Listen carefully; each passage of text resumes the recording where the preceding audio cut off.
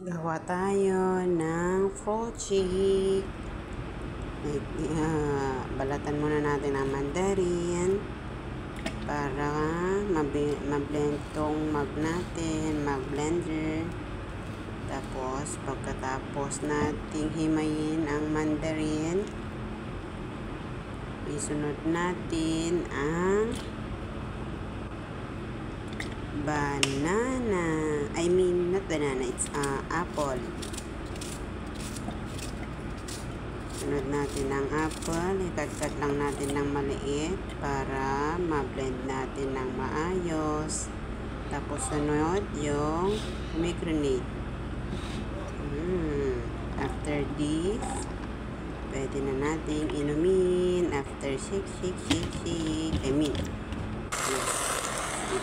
while it's mixing in the blender. Ito nabili ko lang sa Lulu 3069 SR ngayon. 30 SR na lang nabili ko. Yan, open na natin.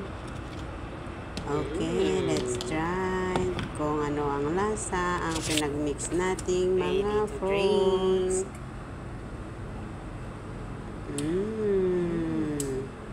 Yummy.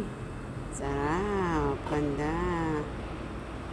Walang halong sugar. Pure fruits lang at saka with yung evap na nilagay natin nasa tubig niya. Thank you.